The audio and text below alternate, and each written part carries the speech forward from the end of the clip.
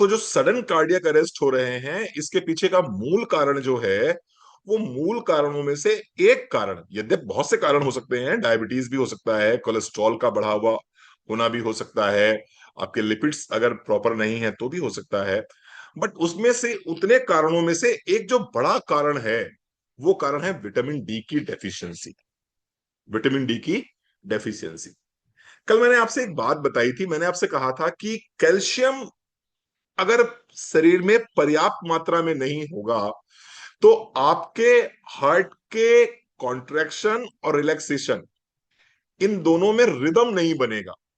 Rhythm नहीं बनेगा, और रिदम नहीं बनेगा तो क्या हो जाएगा? एरिदमिया हो जाएगा।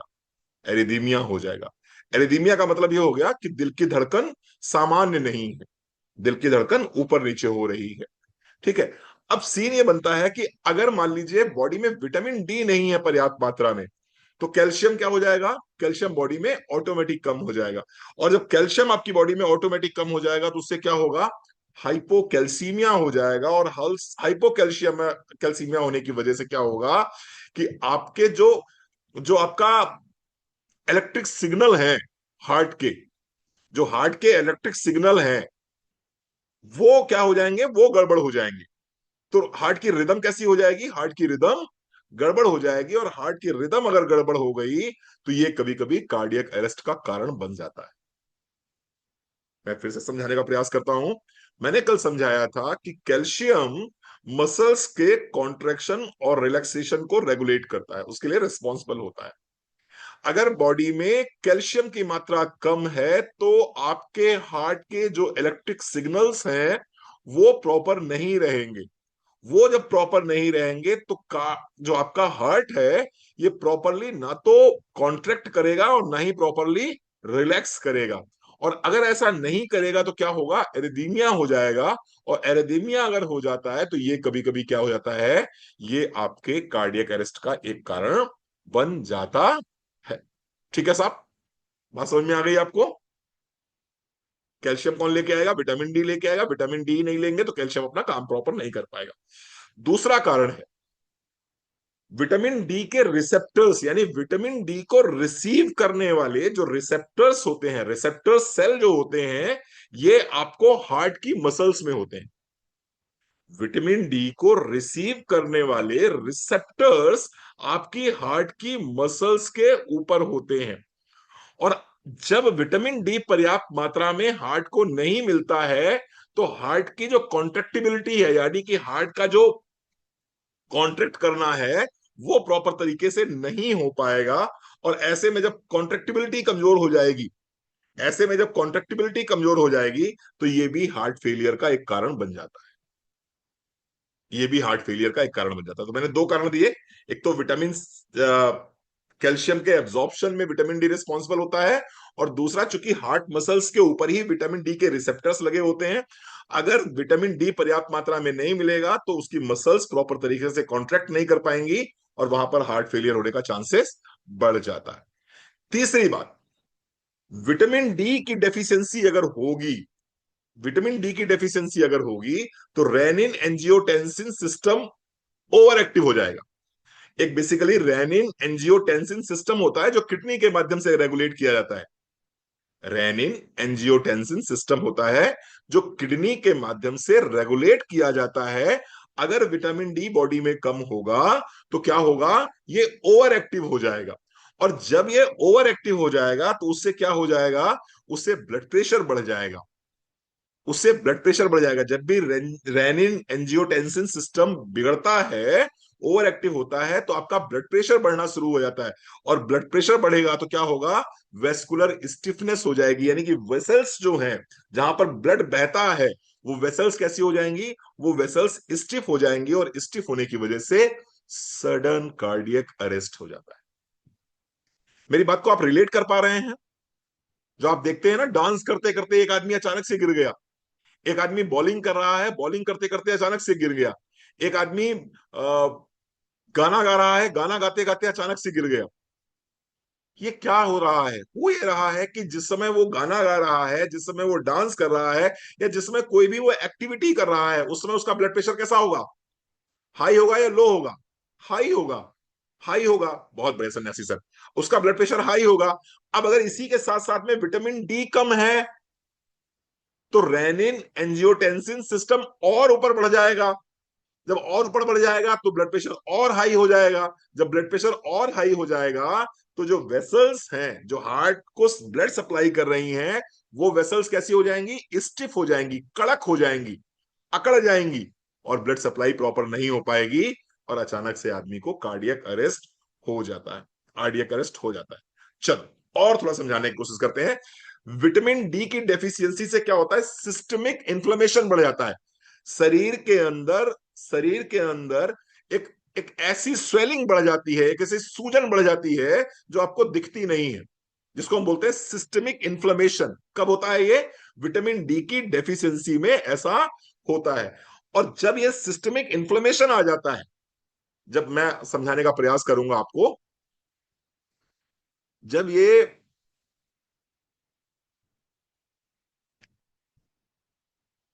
ये मान लीजिए ब्लड वेसल है, और इसमें जो है ब्लड प्रेशर अगर हाई रहेगा या सिस्टमिक इन्फ्लेमेशन रहेगा, यानी सूजन रहेगी इस पे, तो जगह कम हो जाएगी ना इसकी। अगर ये सूजन हो जाएगी वेसल्स के अंदर तो जगह कम हो जाएगी। जब जगह कम हो जाएगी तो प्रेशर क्या हो जाएगा, प्रेशर बढ़ जाएगा। जगह कम हो जाएगी तो प्रेशर बढ़ जाएगा। जैसे कि आप जब अपनी क्यारी में फूलों में पानी डालते हो, तो वो जो पाइप होता है, पाइप के आगे उंगली लगाते हो ना, तो जब उंगली लगाते हो तो क्या कर देते हो, जगह कम कर देते हो। जगह कम करा तो प्रेशर बढ़ गया, और जब ये प्रेशर बढ़ जाता है तो उसकी वजह से क्या होता है, वहां पर प्लेक जमना शुरू हो जाता है, वहां पर कोलेस्ट्रॉल जमना शुरू हो जाता है, और उसकी वजह से कार्डियक अरेस्ट हो सकता है। कार्डियक अरेस्ट हो सकता है। वहां पर खून का थक्का जम सकता है सिस्टमिक इन्फ्लेमेशन की वजह से। ठीक है साहब।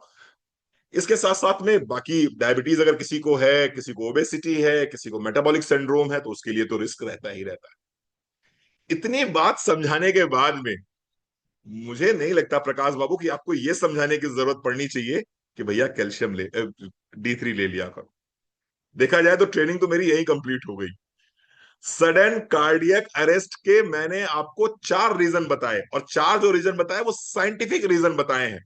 और ये साइंटिफिक रीजन ऐसे हैं जिनको आप गूगल पे, चैट जीपीटी पे कहीं भी चाहो तो सर्च कर सकते हो।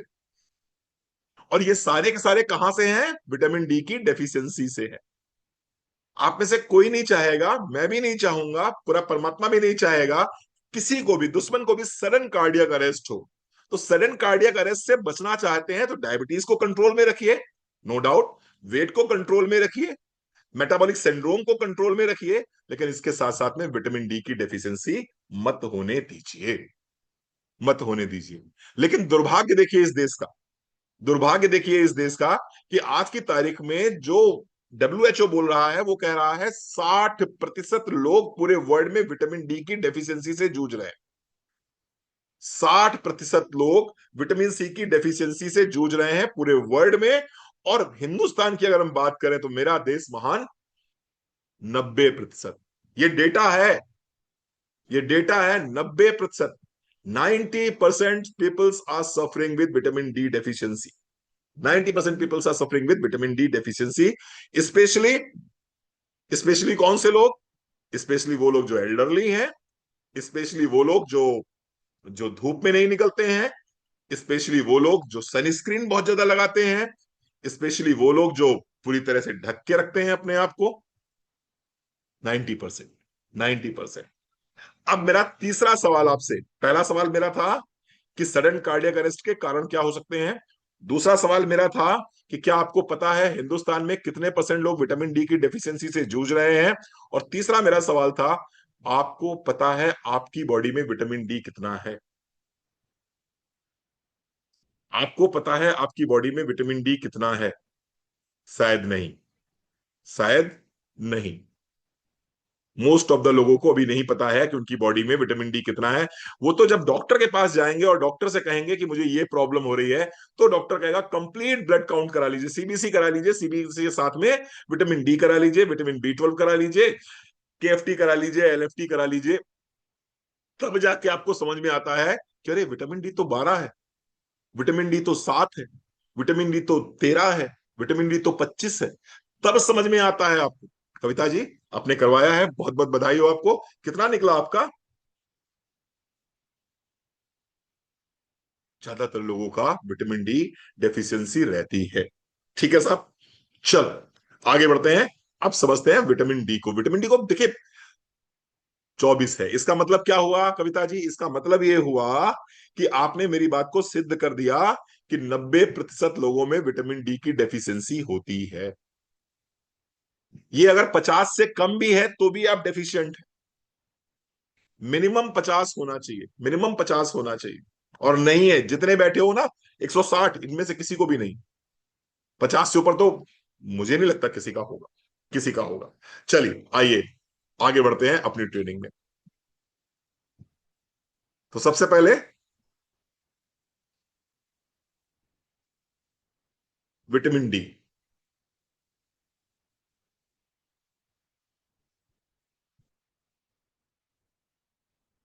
Vitamin D, the sunshine vitamin. Vitamin D, इसको क्या बोलते हैं हम? सनसाइन विटामिन बोलते हैं। क्यों बोलते हैं इसको सनसाइन विटामिन? आइए समझते हैं। Vitamin D is often called the, called the, spelling आप लोग चेक कर लिया करिए, टाइपिंग मिस्टेक हो सकती है। The sunshine vitamin. Vitamin D is often called the sunshine vitamin because our body can naturally produce it. Because our body can naturally produce it. आप बड़े खुश हो गए होंगे कि कैल्शियम तो बॉडी नहीं बनाती संगीता, लेकिन कम से कम विटामिन डी तो बॉडी बनाती है ना? बड़ी खुश हो गई है, लेकिन अभी खुश नहीं रहे बहुत देर तक। Our body, our body can naturally produce it through sunlight exposure. अब ये वाली पार्ट जो है, ये वाला मामला गड़बड़ हो गया। थ्रू सनलाइट एक्सपोजर, यानी कि जब आप सूरज की रोशनी में रहेंगे, जब सूर्य की किरणें आपकी स्किन पे पड़ेंगी, ऐसी स्थिति में आपकी बॉडी विटामिन डी बना सकती है। 525 हाइड्रोक्सी कोलेस्ट्रॉल को कन्वर्ट करके लीवर और किडनी की हेल्प से विटामिन D3 बनाया जा सकता है। लेकिन कब? कब? जब आप सनलाइट में रहेंगे तब। अब मैं आपसे पूछता हूं, यहां पर जितने लोग भी बैठे हैं, ईमानदारी से बताइएगा, मैं भी अपना हाथ खड़ा करूंगा। हम में से कितने लोग ऐसे हैं जो सुबह सुबह 6 बजे से लेके 10 बजे की धूप में 15 से 20 मिनट रहते हैं?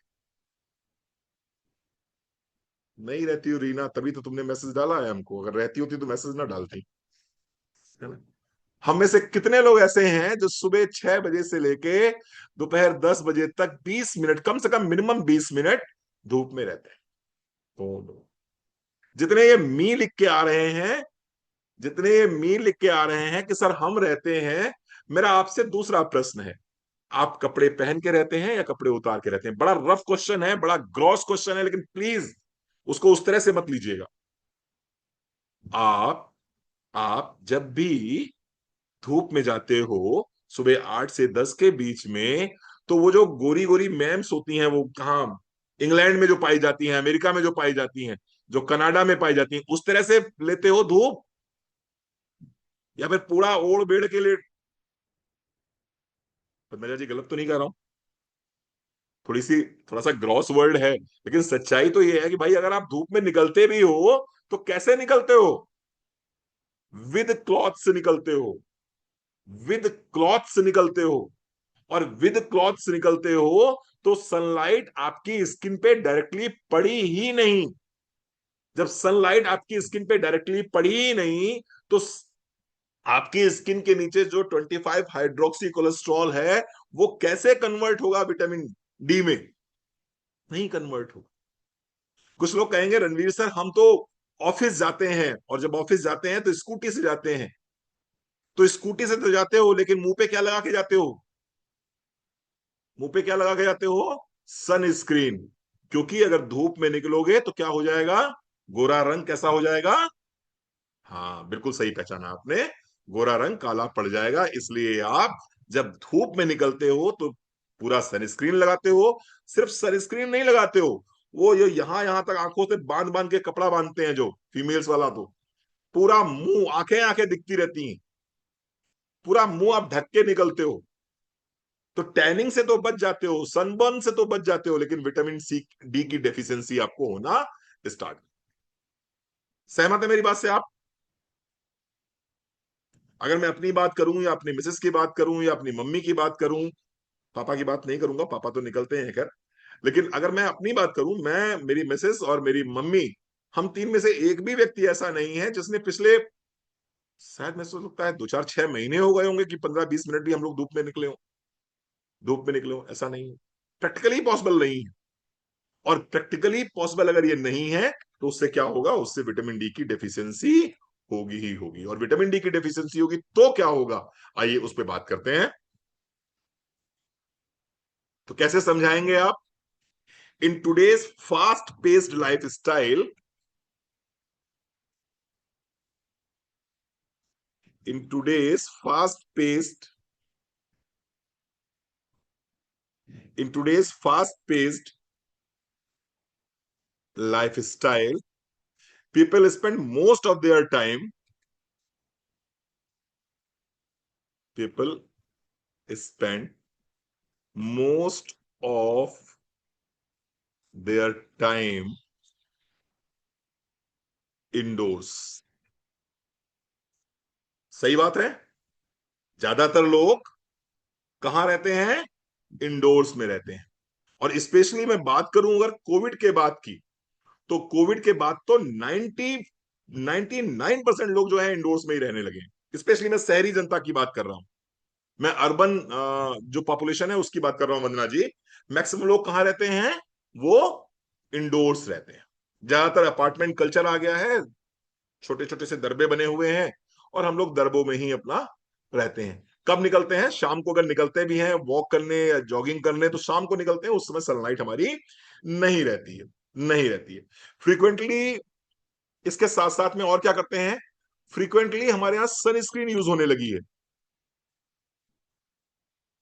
Frequently sunscreen is used. Sunscreen जो है हमारे यहां बहुत ज्यादा होने लगी है, बहुत ज्यादा होने लगी है। ठीक है। और इसके साथ साथ में एंड ऑल्सो हाई पोल्यूशन। अब आप कहेंगे रणवीर सर, हम आपकी बात मानते हैं, हम मुंह पे दुपट्टा बांध के घर से नहीं निकलेंगे। अगर नहीं निकलोगे तो ठीक है, विटामिन डी तो मिल गया आपको, थोड़ा बहुत स्किन से मिल जाएगा आपको विटामिन डी, उसका विटामिन डी की डेफिशिएंसी नहीं रहेगी। लेकिन फिर क्या करोगे? कल से रेस्पिरेटरी केयर, तुलसी, टर्मरिक और गार्लिक शुरू करना पड़ जाएगा। क्योंकि फिर क्या शुरू हो जाएगा? फिर वो पोल्यूशन अंदर चला जाएगा, पोल्यूशन अंदर चला जाएगा तो चेस्ट में प्रॉब्लम शुरू हो जाएगी, फिर खांसना शुरू कर दोगे, और मालूम पड़ा रेस्पिरेटरी केयर, टर्मरिक, तुलसी और गार्लिक स्टार्ट हो जाएगा। तो करा क्या जाए ऐसे में? करा क्या जाए? और ये सब कुछ क्या करते हैं? आप सनस्क्रीन लगा लेंगे, विटामिन डी कम हो जाएगा। आप इंडोर रहेंगे, विटामिन डी कम हो जाएगा। बहुत ज्यादा पोल्यूशन रहेगा तो विटामिन डी कम हो जाएगा। All of which reduce sun exposure. इन सब की वजह से क्या हो रहा है? All of which reduce sun exposure. इनकी वजह से क्या हो रहा है? All of the above reduce sun exposure. और कैसे बनेगी? आपको कैसे विटामिन डी कैसे बनेगा? जब सूर्य की रोशनी कहां पड़ेगी? स्किन पे पड़ेगी। कैसी स्किन पे पड़ेगी? कपड़े वाली स्किन पे नहीं, सनस्क्रीन वाली स्किन पे नहीं, बिल्कुल जो, हाँ, खाली स्किन है, विदाउट क्लॉथ वाली जो स्किन है, उस पे पड़ना चाहिए। ठीक है जी। चल, यहां तो बस समझ में आ गई। बहुत बढ़िया है, बहुत बढ़िया है। और इसकी वजह से क्या हो रहा है? Now it is now Aedes vitamin D deficiency becomes the global problem.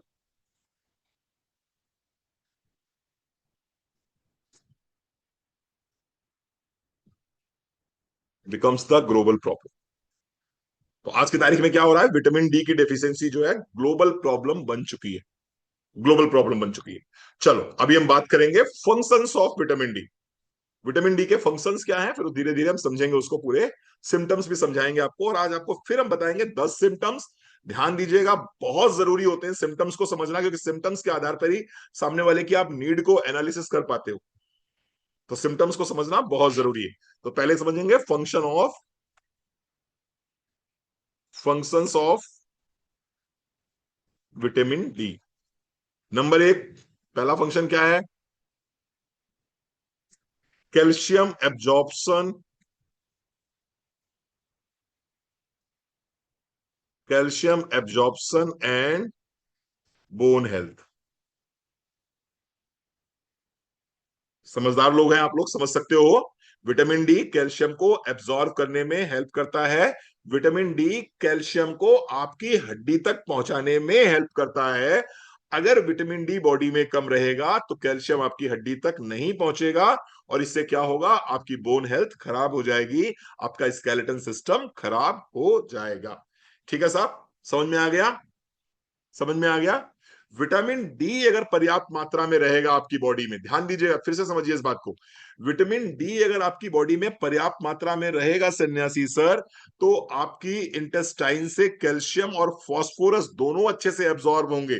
अगर विटामिन डी आपकी बॉडी में पर्याप्त मात्रा में गुंजन नहीं रहेगा, तो बेटा विटामिन कैल्शियम और फास्फोरस ये दोनों बॉडी से कम हो जाएंगे, दोनों बॉडी से कम हो जाएंगे। और फास्फोरस अगर बॉडी से कम हो जाता है तो उसके अपने अलग सिम्टम्स दिखाई पड़ते हैं।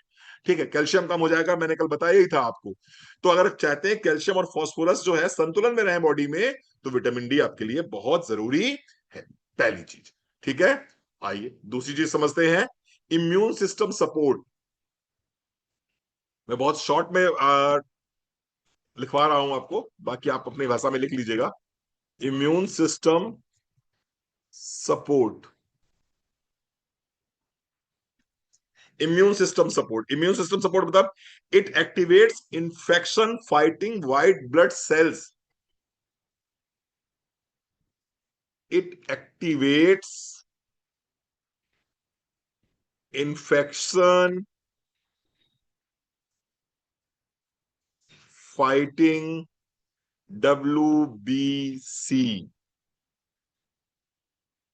यानी कि ये क्या करता है, जो इन्फेक्शन से लड़ने वाले WBCs हैं, ये उनको क्या करता है, विटामिन डी प्रकाश भैया क्या कर देता है, इनको वो एक्टिवेट कर देता है। तो अगर मान लो साल में 3 बार आपको वायरल फीवर हो रहा है, साल में 3 बार आपको वायरल फीवर हो रहा है, जैसे ही मौसम बदलता है आपको वायरल फीवर हो जाता है, जैसे ही आप कहीं घर छोड़ के जाते हैं, आपका पानी बदला और आप बीमार हो गए गुंजन, तो इसका मतलब क्या है, इसका मतलब आपकी इम्यूनिटी कमजोर है। और अगर इम्यूनिटी कमजोर है तो उसके पीछे का रीजन क्या है, उसके पीछे का रीजन है विटामिन डी की डेफिशिएंसी। क्योंकि विटामिन डी अगर पर्याप्त मात्रा में रहेगा तो जो WBCs हैं वो उनको एक्टिवेट कर देगा, वो लड़ लेंगे वायरल से, वो लड़ लेंगे बैक्टीरिया से, वो लड़ लेंगे फंगस से।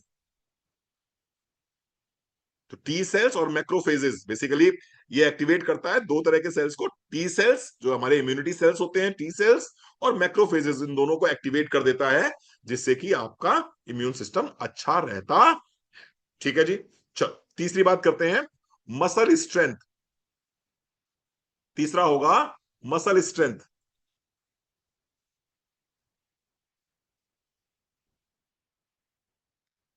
Muscle strength, vitamin D maintains muscle contraction and strength. अब मैं बताऊं आपको, आपने अक्सर सुना होगा उस लोगों को ये कहते हुए कि रणवीर सर वो चलते चलते चलते चलते मेरे मसल्स झूठे पड़ जाते हैं, पैर झूठा पड़ जाता है। बहुत लोग शिकायत करते हैं कि सर वॉक करते करते अचानक से लगता है मेरे पैर में जान ही नहीं है। मेरा पैर झूठा पड़ गया और हम गिर जाते हैं, हम स्लिप कर जाते हैं। आपको मैं एक बात बताऊं, थोड़ा सा मेरी ट्रेनिंग दूसरी दिशा में चली जाती है। बहुत से लोगों को आपने सुना होगा कि वो वॉशरूम में जाते हैं और वॉशरूम में स्लिप किए और स्लिप करने के बाद में वो गिर पड़े और गिरने के बाद में उनके कूल्हे की हड्डी टूट गई, या फिर उनके थाई बोन टूट गया, उनका फीमर टूट गया। सुना है आप लोगों ने कि सर वो वॉशरूम गए थे और वॉशरूम में जाके स्लिप करे और स्लिप करने के बाद में ऐसे से ऐसा ऐसा हो गया और ये घटना घट गई। ठीक है साहब, ऐसा नहीं होता है, ऐसा नहीं होता है। होता यह है कि जब आपकी बॉडी में विटामिन डी कम है तो आपके जो मसल्स हैं, थाइस के जो मसल्स हैं, वो प्रॉपरली कॉन्ट्रैक्ट करेंगे ही नहीं। बॉडी में अगर कैल्शियम कम है तो वो जो मसल्स हैं वो प्रॉपरली कॉन्ट्रैक्ट नहीं करेंगे, रिलैक्स नहीं करेंगे। तो जब वो कॉन्ट्रैक्ट नहीं करेंगे, रिलैक्स नहीं करेंगे, तो आप क्या करोगे? आप चल रहे हो, चलते चलते आपकी मसल्स फेल हो जाएं, मसल्स कॉन्ट्रैक्ट करना बंद कर दें, रिलैक्स करना बंद कर दें, क्या होगा? क्या होगा? गिर जाओगे, गिर जाओगे। तो वो स्लिप नहीं किए हैं, वो स्लिप नहीं किए हैं, बेसिकली उनकी मसल्स ने कॉन्ट्रैक्ट और रिलैक्स करना बंद कर दिया, जिसकी वजह से वो भट्ट से नीचे गिर पड़े और गिरने के बाद में टूट गया। हाँ जी, बिल्कुल सही बात सुना सर, गिरने के बाद में टूट गया। एक घटना। दूसरी घटना सुनिए, अगर विटामिन डी कम है तो कैल्शियम कम होगा, और अगर कैल्शियम कम है तो क्या होगा? हड्डियां भुरभुरी हो जाएंगी, यानी हड्डियां अंदर से धीरे धीरे खोखली हो जाएंगी। समझ रहे हैं मेरी बात को? और जब खोखली हो जाएंगी और आप नहाने के लिए खड़े हुए, शॉवर ले रहे हैं, नहाने के लिए खड़े हुए, अचानक से क्या होगा? हड्डी चिटकेगी, अचानक से हड्डी चिटकेगी। हड्डी के चिटकने का दर्द जो इतना ज्यादा होगा कि आप गिर पड़ोगे और आपको लगेगा गिरने की वजह से हड्डी टूट गई। सच्ची बात यह है कि पहले हड्डी टूटी, उसके बाद आप गिरे थे। मैं थोड़ा सा बहुत सीरियस हो गया क्या आज माहौल है? अब तो रणवीर सर बहुत डरवा रहे हैं आज। रणवीर सर डरवा नहीं रहे हैं, रणवीर सर का एक ही मकसद है कि आप जागो। साड़ी और गाड़ी से नहीं काम चलेगा बाबू। तुम्हारी क्रॉकरी, कर्टन, बच्चे, शादियां, ये सब कुछ काम नहीं आएगा। एक ही चीज काम आएगी, वो तुम्हारा शरीर। क्योंकि उसी उसी शरीर के अंदर तुम रहते हो। ये शरीर अपने आप में एक मंदिर है, उस मंदिर के अंदर तुम निवास करते हो। किस रूप में? भगवत रूप में। मंदिर साफ सुथरा रहेगा, मंदिर अच्छा नीट एंड क्लीन रहेगा, तो अंदर का परमात्मा भी खुशहाल रहेगा। मंदिर ही दुखी रहेगा, मंदिर गंदा रहेगा, मंदिर टूटा फूटा रहेगा, तो अंदर बैठा हुआ परमात्मा कहां से सुकून पाएगा इसके अंदर? तो जीवन में दुखी दुख आएंगे। तो पहला ध्यान किसका रखना है? साड़ी का। मैं मालूम है, मुझे समझाता रहूंगा मैं। पहला ध्यान साड़ी का, उसके बाद गाड़ी का, फिर क्रॉकरी का, फिर कर्टन का, फिर लड़का का यहाँ इंजीनियर बनावे है, वही का डॉक्टर बनावे है। यो स्लेब डरवा दे, यो पुताई करवा ले, सारे पैसे निकल जाएंगे, लेकिन विटामिन डी के पैसे नहीं आएंगे। विटामिन डी पे पैसे खर्च करो।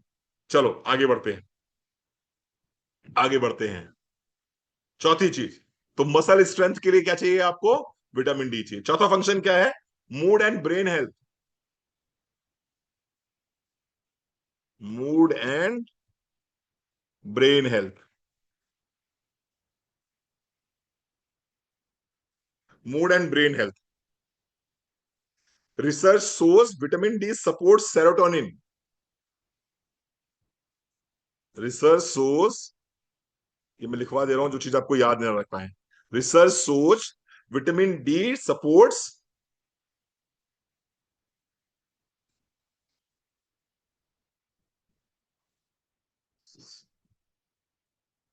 सेरोटोनिन। अरे एक प्रोडक्ट और भी तो पढ़ाया था, वो पढ़ाया था ना आपको मैंने।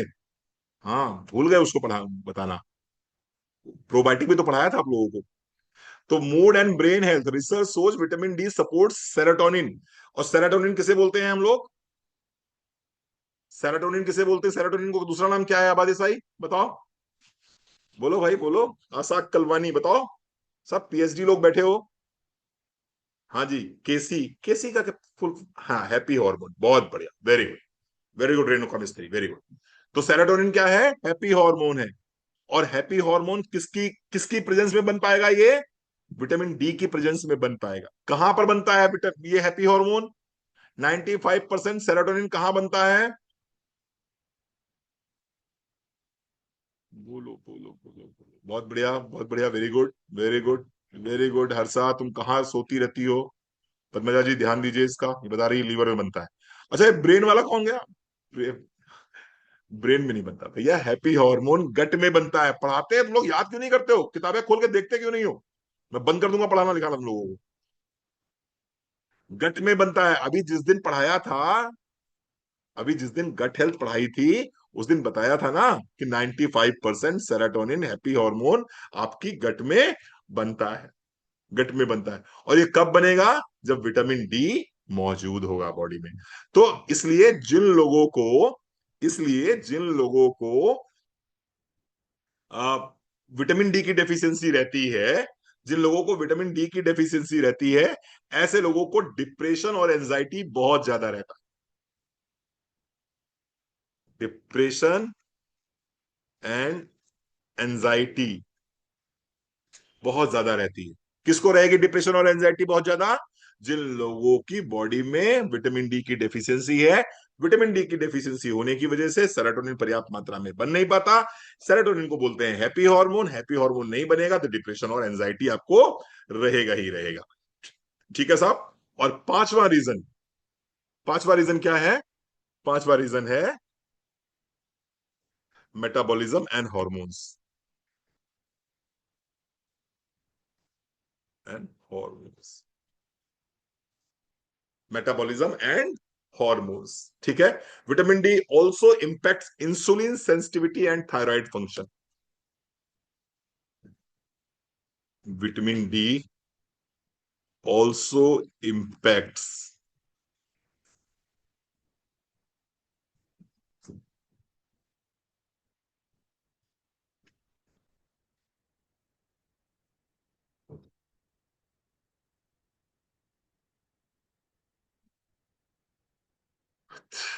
Thyroid function. हाँ, ये भी गलत है। चलो नोट कर लो। Vitamin D also impacts insulin sensitivity and thyroid function. थोड़ा सा मैं समझा दूं, क्लियर कर दूं आपको। बेसिकली जो लोग भी मोटे हैं, जिनका वजन बहुत ज्यादा है, जिनका पेट आगे की तरफ निकला हुआ है, ऐसे लोगों का वजन इसलिए ज्यादा नहीं है कि वो बहुत ज्यादा खाते हैं। ऐसे लोगों का वजन इसलिए ज्यादा है क्योंकि उनकी बॉडी में इंसुलिन रेजिस्टेंस है। इंसुलिन रेजिस्टेंस डेवलप हो गया। इंसुलिन रेजिस्टेंस डेवलप होने की वजह से इंसुलिन रेजिस्टेंस डेवलप होने की वजह से क्या हो रहा है? फैट सेल्स जो है, फैट सेल्स मतलब बढ़ जाते हैं। फैट सेल्स का नंबर्स ऑफ फैट सेल्स बहुत तेजी से बढ़ जाते हैं। मोटापा बहुत तेजी से बढ़ जाता है क्योंकि इंसुलिन क्या बोलता है? इंसुलिन कहता है फैट बढ़ाओ फैट बढ़ाओ फैट बढ़ाओ। इसके साथ साथ में इसके साथ साथ में दूसरी जो मैंने बात करी है, वो मैंने बात करी है इसमें, हाँ जी, थायराइड फंक्शन की। एक बीमारी बहुत तेजी से फैल रही है जिसको बोलते हैं हॉशीमोटो। नाम सुना है आप में से किसी ने? हॉशीमोटो। हॉशीमोटो। हमारे यहाँ पहले क्या था? Thyroid hypothyroidism, hyperthyroidism. फिर कुछ दिन के बाद में जो है थोड़ा सा और आगे चले गए, तो हमें लगा भैया एक ऐसी भी होती है साइलेंट हाइपोथायराइडिज्म होती है। एक एक जो है हाइपोथायराइडिज्म ऐसा होता है जो साइलेंट हाइपोथायराइडिज्म होता है, जिसमें कि सिम्टम्स तो आते हैं बहुत सारे, बट टीएसएच बढ़ा हुआ नहीं आता। टीएसएच बहुत ज्यादा बढ़ा हुआ नहीं आता। एक और नया शुरू हो गया है, हॉशीमोटो। हॉशीमोटो। हॉशीमोटो में क्या हो रहा है? ये ऑटो इम्यून डिसऑर्डर है। आपकी बॉडी आपकी थायराइड ग्लैंड को मारना शुरू कर देती है, उसके सेल्स को खत्म करना शुरू कर देती है, और जिसकी वजह से थायराइड ग्लैंड आपकी हार्मोन्स नहीं बना पाती, थायरॉक्सिन हार्मोन नहीं बना पाती, और वो हाइपोथायराइडिज्म हो जाता है। बट ये ऑटो इम्यून डिसऑर्डर में आता है। और इसके पीछे का सबसे बड़ा कारण देखा गया है हॉशीमोटो का, वो देखा गया है विटामिन डी की डेफिशिएंसी। विटामिन डी की डेफिशिएंसी की वजह से हॉशीमोटो यानी कि ऑटो इम्यून डिसऑर्डर वाला थायराइड जो हो रहा है, वो विटामिन डी की डेफिशिएंसी की वजह से हो रहा है। इंसुलिन रेजिस्टेंस अगर बढ़ा हुआ है, किसी का डायबिटीज कंट्रोल में नहीं हो रहा है, किसी का पेट बहुत निकला हुआ है, डाइट एक्सरसाइज सब कर चुके हो, रिजल्ट्स नहीं मिल रहे हैं, आइएगा 16 तारीख को, पढ़ाएंगे सब कुछ बहुत अच्छे से पढ़ाएंगे, बहुत अच्छे से सिखाएंगे। लेकिन फिर भी विटामिन डी की डेफिशिएंसी, विटामिन डी की डेफिशिएंसी। क्लियर हो गया? समझ में आ गया आपको? तो फंक्शन समझ में आ गया विटामिन डी के। चलो थोड़ा सा और आगे बढ़ते हैं। सोर्सेज ऑफ विटामिन डी क्या होंगे? Sources of vitamin D, sources of vitamin D क्या होगा? नंबर एक, फैटी फिश। कितने लोग सार्डेनिया, मकरेल, ट्यूना, इस तरह की मछलियों का सेवन करते हैं? प्रकाश भैया, एक अलग पंडित आदमी का है, इसी बातें कर रहे हो, है ना? हमने तो जरा सा पूछ लो तो इन लोगों का जनेऊ पहले ही बाहर आके कान में लपेटना शुरू कर देते हैं। कहते हैं, राम राम राम राम, ऐसी बातें बोल दी आपने, वही हमारा धर्म भ्रष्ट हो गया। और हम कह रहे हैं कि सर्डेनिया मछली कितने लोग खाते हैं, ट्यूना मछली कितने लोग खाते हैं, मकरेल मछली कितने लोग खाते हैं, फैटी फिश किस श्रेणी में आती है ये, अगर आप सालमन कितने लोग खाते हैं? अगर आप ये नहीं खाते हैं तो विटामिन डी की डेफिशिएंसी आपको रहेगी रहेगी। दूसरा, विटामिन डी आपको मिल सकता है एग यॉक से।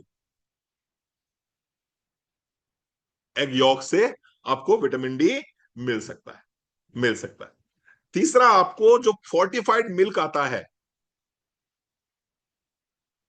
फोर्टिफाइड मिल्क आता है जो विटामिन डी युक्त मिल्क आता है, उससे आपको मिल सकता है। और चौथा जो है वो मिलता है मशरूम से।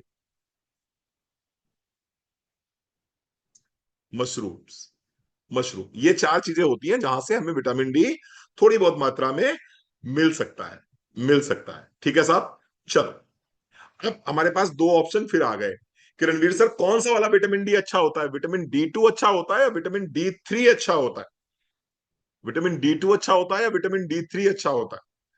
तो अगर आप मुझसे पूछोगे ईमानदारी से, बीइंग ए डॉक्टर, कौन सा अच्छा होता है, तो मैं कहूंगा विटामिन D3 अच्छा होता है, क्योंकि एक्टिव फॉर्म वही होती, एक्टिव फॉर्म वही होती है ना।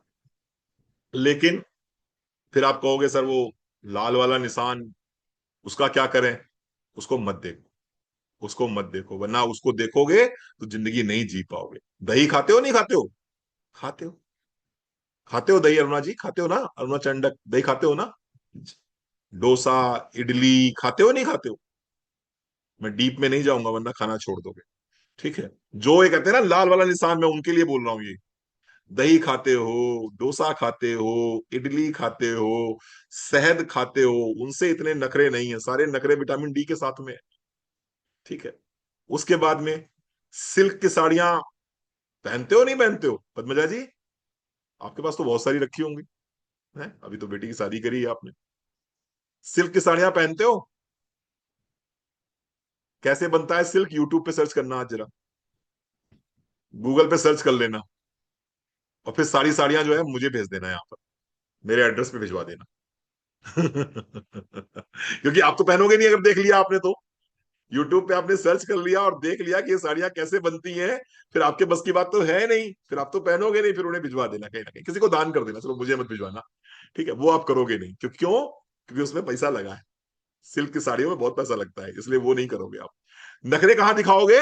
ओ सर रेड निशान है ना सर, इसलिए नहीं खाएंगे। खाओगे, खूब खाओगे, जब लेटोगे और डॉक्टर बॉटल से चलाएगा, इंजेक्शन देगा, तब खाओगे आराम से, इसलिए खा ले। ठीक है जी, चलो आगे बढ़ते हैं। थोड़ा सा बात करते हैं आपसे सिम्टम्स की। सिम्टम्स समझ लीजिए पहले, सिम्टम्स अगर समझ में आ गए तो बहुत आसान हो जाएगा आपके लिए। मोदी का बिजनेस बहुत आसान है, बहुत इजी है बिजनेस, बस थोड़ा सा आप लोगों को काम करना आ जाए, काम सीख जाए आप बस केवल। नंबर एक, vitamin D deficiency symptoms. D,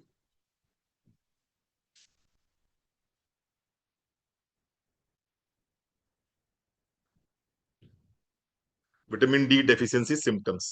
number एक, constant fatigue and low energy. Constant fatigue and low energy. Constant fatigue and low energy. Basically क्या करता है विटामिन डी? विटामिन डी जो आपके सेल्स हैं, सेल्स के अंदर जो माइट्रोकॉन्ड्रिया है, माइट्रोकॉन्ड्रिया को ये एक्टिवेट कर देता है। और जब ये माइट्रोकॉन्ड्रिया को एक्टिवेट करता है तो वो क्या है? Power house of energy. आपने पढ़ा होगा बचपन में, क्लास फिफ्थ में पढ़ाया गया था, सेल्स के अंदर माइट्रोकॉन्ड्रिया, और माइट्रोकॉन्ड्रिया क्या है?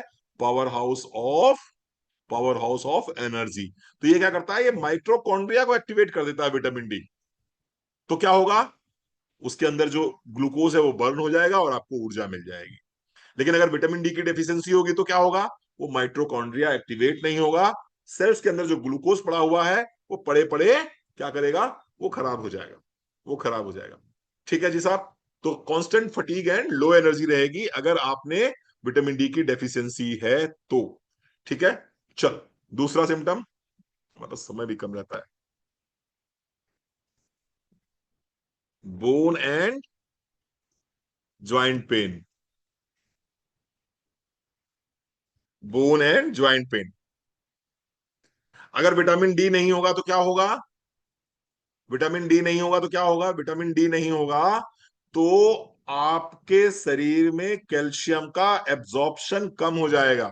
जब कैल्शियम का एब्जॉर्प्शन कम हो जाएगा तो आपकी हड्डियों में कैल्शियम पर्याप्त मात्रा में नहीं रहेगा।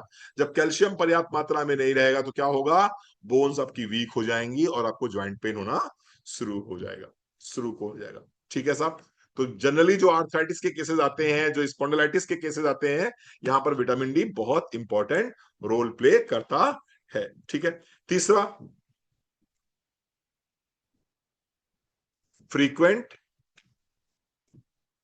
Infections, frequent infections and low immunity.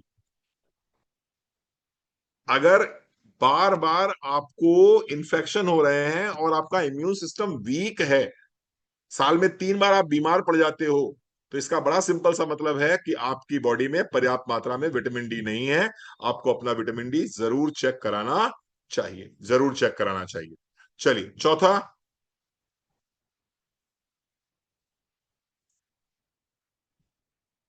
Muscle weakness and cramps.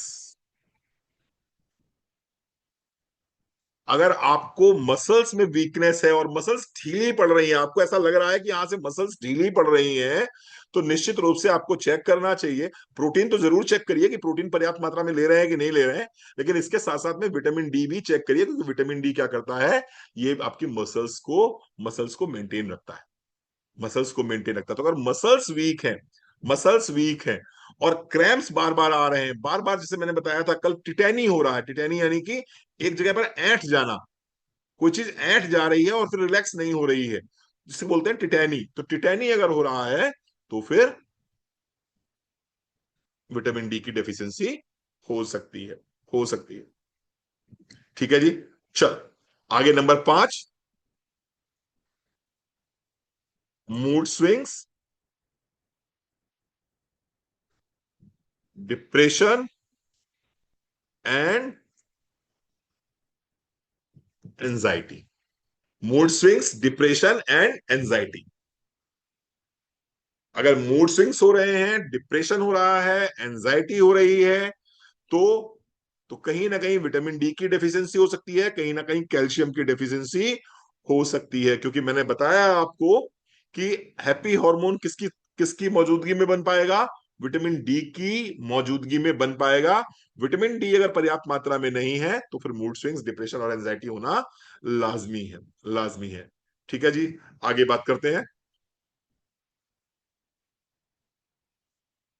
Hair fall and skin problem.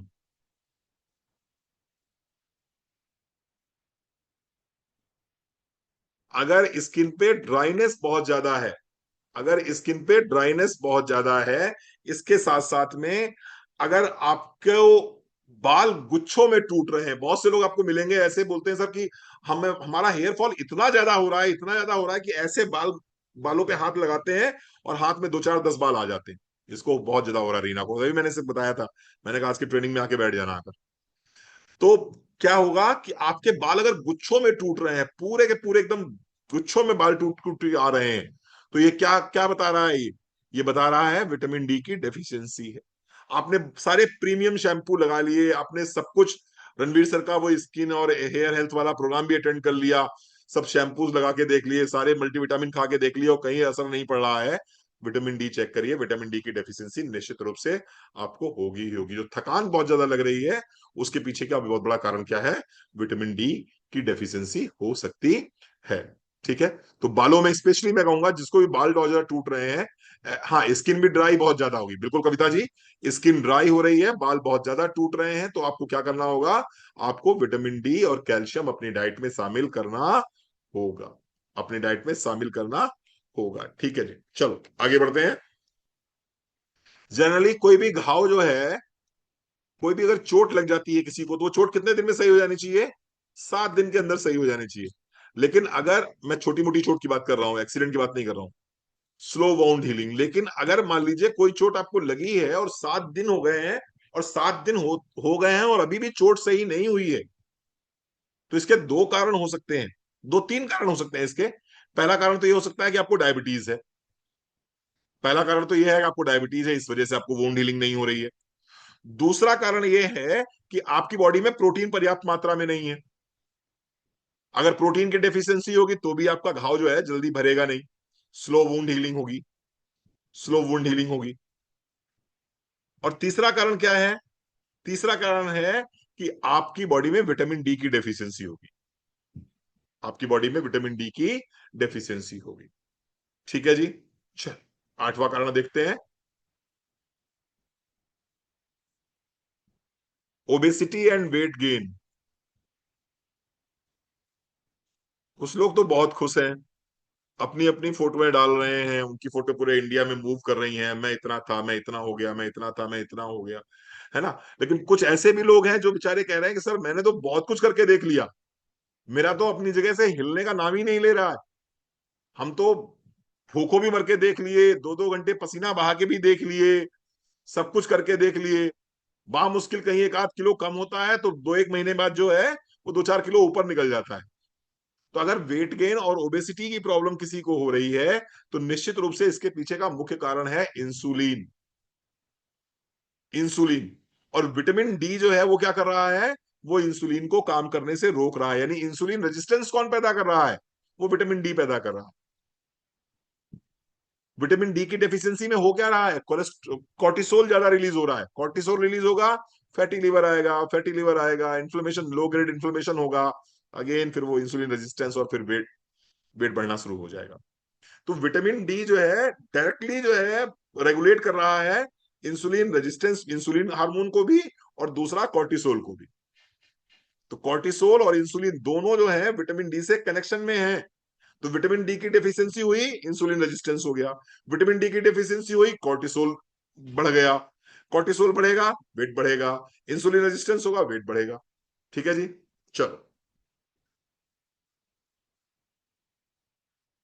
तो अगर वजन कम नहीं हो रहा हो, सब कुछ करके देख चुके हो, भूखों मर रहे हो, सलाद पे पत्ते खा के जिंदा हो, तो एक बार देख लो भैया, विटामिन डी तो कम नहीं बॉडी में। चलो, नवा, osteoporosis and fracture risk, osteoporosis and fracture risk.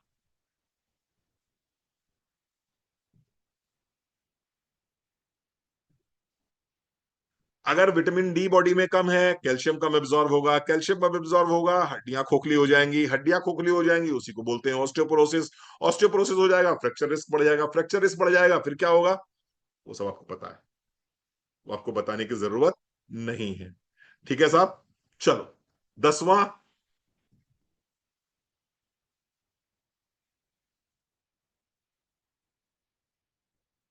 Gum bleeding and dental problem.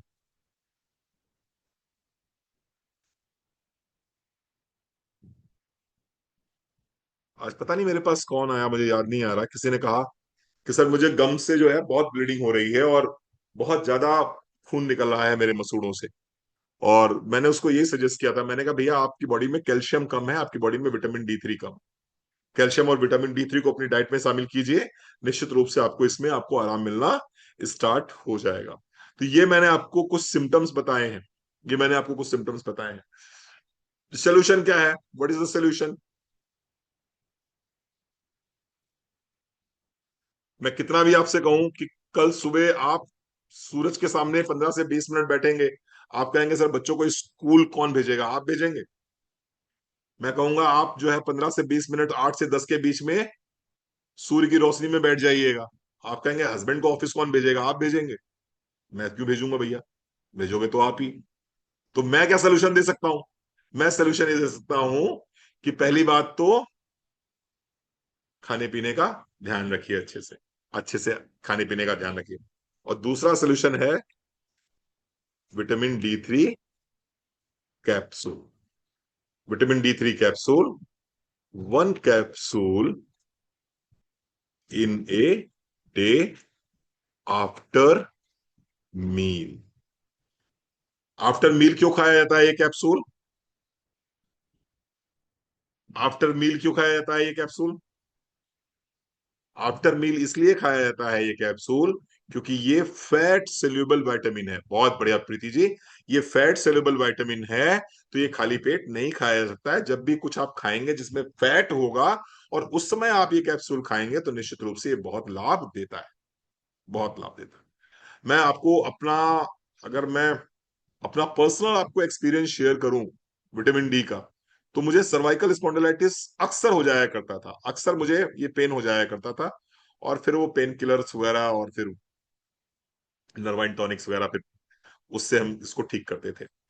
लेकिन जब से कैल्शियम और विटामिन D हमारी जिंदगी में आया है, तो मिसेस तो रोज खाती हैं, मैडम तो रोज खाती हैं, नियम से खाती हैं, पर डे खाती हैं, लेकिन कभी कभी सर मैं भी खा लेता हूँ। और स्पेशली जैसा कि होता है ना, आवश्यकता आविष्कार की जननी है, जब दर्द होता है तो जरूर खा लेता हूँ।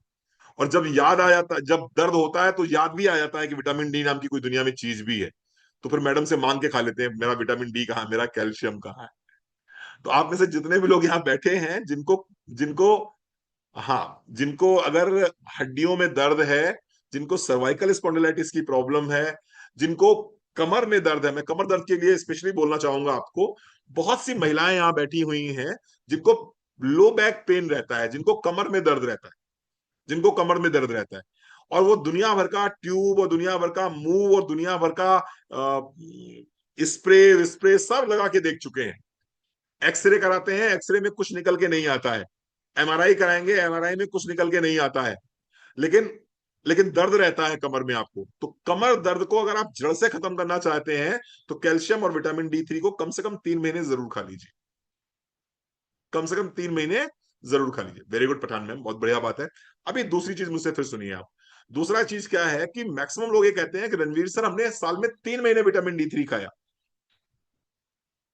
और उसके बाद में जब हमने जांच कराई, तो जांच कराने के बाद में मैं इसको लेकर बहुत नहीं मैडम, फेस के स्किन पर व्हाइट स्पॉट्स अगर आ रहे हैं और ये ल्यूकोडर्मा अगर है, तो इसके लिए विटामिन D रिस्पॉन्सिबल नहीं है, इसके लिए फिर आपकी गट हेल्थ रिस्पॉन्सिबल है, आपके लिए विरुद्ध आहार रिस्पॉन्सिबल है, ये ऑटो इम्यून डिसऑर्डर रिस्पॉन्सिबल है।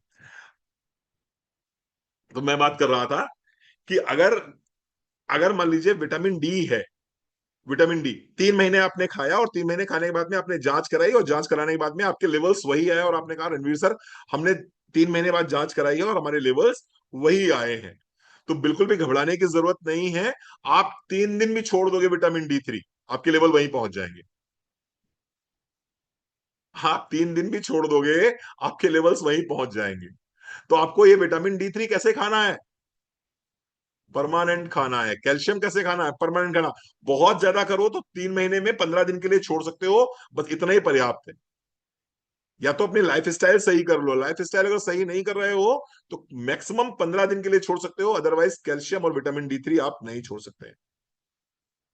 साथियों, एक चीज मैं कहना चाहूंगा आपसे, मोदी केयर बिजनेस में आप लोग अक्सर मुझसे कहते थे कि रणवीर सर घी हो जाएगा तो डोर ओपनिंग प्रोडक्ट मिल जाएगा, अगर चाय आ जाएगी हमारे पास तो हमारे पास डोर ओपनिंग प्रोडक्ट्स हो जाएंगे, अगर हमारे पास में कॉफी आ जाएगी तो डोर ओपनिंग प्रोडक्ट्स हो जाएंगे, अगर अगरबत्ती हो जाएगी तो डोर ओपनिंग प्रोडक्ट्स हो जाएंगे।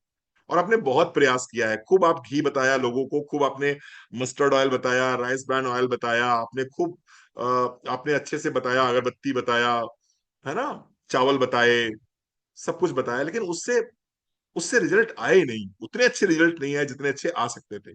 अगर किसी का ऑर्डर बन भी गया, उसने 3,000 रुपए का सामान ले भी लिया आपसे एहसान में, लेकिन आपको पीवी कितना मिला, आपको पीवी कितना मिला, 10, 12, 15, 15 पीवी। नहीं नहीं, आपको देखिए कविता जी, अगर कैल्शियम आपका 9 है तो इसका, अब आपने मुझे डिस्टर्ब कर दिया थोड़ा सा, या तो मुझे ये वाली बात पूरी कर लेने दीजिए, वो वाली बात पूरी कर लेने दीजिए। समझने की कोशिश करिए, 99% कैल्शियम कहां होता है? हड्डियों और दांतों में। 1% कैल्शियम कहां होता है? ब्लड में। आपने कहां का कैल्शियम चेक कराया है, ब्लड का या हड्डियों का? तो आपने चेक कराया ब्लड का कैल्शियम। दिल को धड़कना है तो बॉडी किसी ना किसी तरह येन केन प्रकारेण हड्डियों से कैल्शियम को तो बाहर निकाल ही लेगी।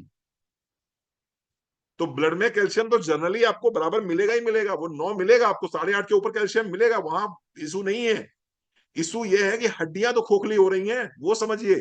तो ब्लड के कैल्शियम को कैलकुलेट करके ये मत समझिए मेरा कैल्शियम पूरा है। कैल्शियम कहां पूरा है? कैल्शियम ब्लड में पूरा है बाबू। 1%। 99% तो हड्डियों में और दांतों में है। तो जाके अपनी हड्डियां चेक कराओ, बीएमडी टेस्ट कराओ जाकर। ठीक है। अब मुझे दूसरी बात कंप्लीट कर लेने दीजिए। अगर पसीना बहुत ज्यादा निकल रहा है, अगर पसीना बहुत ज्यादा निकल रहा है, तो फिर ये विटामिन डी की डेफिशिएंसी हो सकती है। खाना खाते खाते पसीने से भीग जा रहे हैं, आपके हेड पर बहुत पसीना निकल रहा है, तो ये भी विटामिन डी की डेफिशिएंसी का सिम्टम है। और अगर येलो स्वेटिंग हो रही है, तो ऑफकोर्स लीवर भी चेक कराने की जरूरत है। फिर लीवर चेक कराने की जरूरत है, बिलिरुबिन चेक कराने की जरूरत है। ठीक है जी। चलो, मेरी बात हो रही थी, तो मैं बात ये कर रहा था कि उससे रिजल्ट मिले नहीं, 15 पीवी अगर आया भी तो उससे क्या हुआ? क्योंकि आपको आपको पैसा कब मिलता है? आपको पैसा मिलता है जब ज्यादा बिजनेस वॉल्यूम बढ़ता है। तो ज्यादा बिजनेस वॉल्यूम साबुन तेल मंजन चाय कॉफी में बहुत ज्यादा है नहीं। ज्यादा बिजनेस वॉल्यूम कहां पर है? आपको वेलनेस में मिलेगा, स्किन पे मिलेगा, कलर कॉस्मेटिक में मिलेगा। स्किन के संग में इशू ये है कि एक बार आपने किसी को डे क्रीम दे दी, 3 महीने तक वो सांस नहीं लेता। एक बार किसी को फॉरेस्ट नेक्टर का शैंपू दे के आ जाइए, 3 महीने तक वो सांस नहीं लेता। दे आइए किसी को स्पार्कल, दे दीजिए स्पार्कल, अगले साल बताएगा स्पार्कल मेरा खत्म हो गया। दे आओ किसी को सिल्वर डिप, 3 साल बाद बताएगा मेरा सिल्वर डिप खत्म हो गया, आप दे दो। और 3 साल बाद बताएगा को वो भी ना बताए, 3 साल बाद भी नहीं बताए। तो अल्टीमेटली जो डोर ओपनिंग प्रोडक्ट स्ट्रेटजी है वो कौन से हैं? डोर ओपनिंग प्रोडक्ट आपके पास में है वेलनेस के प्रोडक्ट। लेकिन वेलनेस के प्रोडक्ट को आप डोर ओपनिंग प्रोडक्ट्स मानते ही नहीं है, क्योंकि आप क्या करते हैं, आप चले जाते हैं इलनेस में, आप बीमार ढूंढने लगते हैं। बीमार मत ढूंढो भाई। आप बताओ मुझे, मैंने आपको 5 प्रोडक्ट पढ़ाए हैं, मल्टीविटामिन मैन पढ़ाया, मल्टीविटामिन वुमेन पढ़ाया, प्रोबायोटिक्स पढ़ाया, कैल्शियम पढ़ाया, D3 पढ़ाया। आप मुझे ईमानदारी से दिल पे हाथ रख के बता दो कि ये 5 प्रोडक्ट जो मैंने आपको पढ़ाए हैं, क्या कोई परिवार, क्या कोई घर ऐसा है जिनको इन प्रोडक्ट्स की जरूरत नहीं होगी? है? कोई घर नहीं है, कोई परिवार ऐसा नहीं जिनको इनकी जरूरत नहीं होगी। हर घर में माँ और बेटी हैं, अगर माँ और बेटी हैं तो मल्टीविटामिन तो एक खत्म हो गया ना। बेटा और हस्बैंड है तो एक मल्टीविटामिन मैन भी खत्म हो गया ना। अगर माँ और बेटी दोनों घर में हैं तो बेटा कैल्शियम और D3 तो खत्म हो गया ना। तो multivitamin man, multivitamin women, calcium, D3, कौन सा ऐसा घर है जिस घर में प्रोबायोटिक की जरूरत नहीं है? और आप क्या अपने अपने पेरेंट्स को, आप में से बहुत सारे लोग होंगे जिनके पेरेंट्स हैं, गुंजन, अरुणा जी, रीना, आप अपनी माँ को कैल्शियम और D3 नहीं दोगे क्या? आप अपनी भाभी को कैल्शियम और D3 नहीं दोगे क्या? आप अपनी ननद को कैल्शियम और D3 नहीं दोगे क्या? थोड़ा सा बड़ा दिल कर लीजिए। अरे मैडम, कोलेजन तो वो देगा जिसकी जेब में बड़ा सारा पैसा होगा। मैं बहुत सिंपल सिंपल सी बात कर रहा हूँ। जो लोग कहते हैं ना सर कि बहुत मिडिल क्लास फैमिली है, वो क्या करेगी? 3200 रुपए का कोलेजन नहीं खरीद सकते हो। विटामिन डी कोलेजन भी प्रोड्यूस करने में हेल्प करता है। विटामिन डी आपकी बॉडी में कोलेजन को बनाने में हेल्प करता है। तो calcium, D3, multivitamin man, multivitamin women, आपका प्रोबायोटिक्स, ये अभी स्ट्रॉन्ग एंड स्मार्ट, ये ऐसे प्रोडक्ट हैं जो हर घर की जरूरत है। और लगभग लगभग पद्मजा जी 1 महीने में सारे के सारे खत्म हो जाएंगे। नहीं 1 महीने में खत्म होंगे, 2 महीने में खत्म हो जाएंगे। तो फिर हमारे पास प्रोटीन पाउडर भी तो है, हमारे पास ओमेगा 3 भी तो है, हमारे पास लीवर रीजन किडनी रीजन भी तो है, हमारे पास वीटा लीवर भी तो है, हमारे पास मेटाबॉलिक बूस्ट भी तो है। हम काम को शायद उस तरह से नहीं कर रहे हैं जिस तरह से हमें करना चाहिए। अदरवाइज अदरवाइज एक भी घर आपको ऐसा नहीं मिलेगा जिनको हमारे प्रोडक्ट्स की जरूरत नहीं है। अगर मोदी केयर में सफल होना है, आपके अपलाइन जो सिखा रहे हैं बहुत अच्छा सिखा रहे हैं, मैं उनको सैल्यूट करता हूं, और मैं उनसे अच्छा कभी नहीं सिखा सकता। लेकिन मुझको लोएस्ट प्रायोरिटी पे रख के देखिए और मेरी बात मानिएगा। अगर आपको मोदी केयर में सफल होना है तो एक चीज आपको सीखनी पड़ेगी, और वो है नीड एनालिसिस। आप मानो या ना मानो, आप डायरेक्ट सेलिंग के बिजनेस में हो, direct, Preeti ji, direct selling के बिजनेस में हो, यानी कि आप बेचने के बिजनेस में हो। आप कहते रहो कंसल्टेंट, हम भी आपको कहते हैं कंसल्टेंट, लेकिन इनडायरेक्टली देखा जाए तो आप क्या हो? You are a direct seller. और सेलर को अगर अपने कंज्यूमर या अपने कस्टमर की नीड का पता नहीं है, तो वो चाहे खोपड़ी के बल खड़ा हो जाए, वो कुछ नहीं बेच सकता।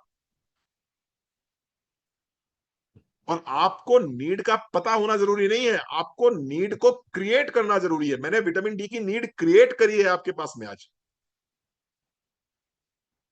आप में से किसी को नहीं लग रहा था विटामिन डी इतना इंपॉर्टेंट है, लेकिन मैंने विटामिन डी की नीड क्रिएट करी, क्योंकि सडन कार्डियक अरेस्ट अगर बचना चाहते हो तो विटामिन डी लो, सडन कार्डियक अरेस्ट से बचना चाहते हो तो कैल्शियम लो, अगर फटीग और वीकनेस टायर्डनेस से बचना चाहते हो तो विटामिन डी लो, अगर बालों के गुच्छे नहीं टूटना चाहते हो तो विटामिन डी लो, अगर मसल्स आपकी खराब ना हो जाए, वीक ना पड़ जाए, छूटी ना पड़ जाए, उसके लिए विटामिन डी लो। मैंने क्या करा, मैंने नीड क्रिएट करी है आपके सामने। And that what I want from your side also, कि आप भी नीड क्रिएट करिए। और ट्रेनिंग मीटिंग्स में जो लोग ट्रेनिंग मीटिंग में नहीं आ सकते, वो कभी मोदी के में सफल नहीं हो सकते। मैं फिर कहूंगा, आप हो सकता है आपने गोवा क्वालिफाई कर लिया हो सकता है आपने मलेशिया क्वालिफाई कर लिया हो, क्षमा कीजिएगा, ये डंपिंग होगी। क्योंकि आपके पास अगर नॉलेज नहीं है, अगर आपके पास ज्ञान नहीं है, आपके पास नॉलेज नहीं है, तो फिर आप प्रोडक्ट जो है वो डंप करा रहे हैं, चाहे वो घर किसी का भी हो। लेकिन अगर आपके पास में नॉलेज है, आपको ज्ञान है, तो निश्चित रूप से आप किसी की मदद कर रहे हैं, और वहां पर आपको दुआएं मिलेंगी। और डंपिंग कराओगे तो हो सकता है गोवा हो जाए, मलेशिया हो जाए, लेकिन दुआएं नहीं मिलेंगी आपको। और ये बिजनेस दुआओं का बिजनेस है। लोगों की बेस्ट विशेस लेना बहुत जरूरी है साहब। लोग आपके पीठ पीछे भी आपकी अगर बातें कर रहे हैं, तो उनके मुंह से आपके लिए अच्छे शब्द निकले सर, अच्छे शब्द निकले आपके लिए, तब मान के चलिएगा आपने जीवन में कुछ हासिल किया है, आप जीवन में अपने अपने जीवन को सार्थक किया है। ठीक है जी, thank you so very much, बहुत बहुत धन्यवाद, आप आए, आपने इतना समय दिया, बहुत बहुत आभार, बहुत बहुत धन्यवाद, thank you so very much. हाँ जी, बिल्कुल सही बात है, थैंक, अरे नहीं नहीं, ऐसा नहीं है भैया। फिर मैंने कहा, आप लोग जब मेरी तारीफ करते हो, मैं सीधे बिहारी जी को ट्रांसफर कर देता हूँ, मेरे सामने बैठे हुए हैं, मेरे सामने बहुत बढ़िया सी मूर्ति लगी हुई है बिहारी जी की। जैसे ही आप मेरे लिए कुछ बोलते हो ना, मैं सीधे उन्हीं को ट्रांसफर कर देता हूँ। क्योंकि बहुत गंदा अहंकार होता है ज्ञान का अहंकार, बहुत गंदा अहंकार होता है ज्ञान का अहंकार। परमात्मा से बड़ी प्रार्थना रहती है, मेरा बड़ा निवेदन रहता है कि प्रभु ज्ञान का अहंकार मत देना मुझे, मुझे ज्ञान का अहंकार मत देना। पैसे से बड़ा, अरुणा जी, पैसे से बड़ा अहंकार, खूबसूरती से बड़ा अहंकार ज्ञान का अहंकार होता है। धन का अहंकार, तन का अहंकार, मन का अहंकार, बुद्धि का अहंकार। जो लोग तन के धन के अहंकार से बाहर आ जाते हैं, जो लोग तन के अहंकार से बाहर आ जाते हैं, जो लोग मन के अहंकार से बाहर आ जाते हैं, ज्यादातर ऐसे लोग बुद्धि के अहंकार में फंस जाते हैं, ज्यादातर ऐसे लोग बुद्धि के अहंकार में फंस जाते हैं। तो बुद्धि के अहंकार में नहीं फंसना। जो कुछ भी है, प्रकृति ने आपको जो काम दिया है, उस काम को बहुत ईमानदारी से, बड़ी शिद्दत से करिए, बाकी सब कुछ ऊपर वाला संभाल लेगा। Thank you so very much, बहुत बहुत धन्यवाद सर, बहुत बहुत धन्यवाद। अब मिलेंगे हम 16 तारीख को, 16, 17, 18 जो हमारा कैंप है, अब हम उसमें मुलाकात होगी आपसे। ठीक है जी, thank you so very much. हाँ जी, मिल जाएगा कविता जी, वीडियो मिल जाएगा यूट्यूब पे भी, अभी डाउनलोड लोड हो जाएगा अभी 1 घंटे बाद।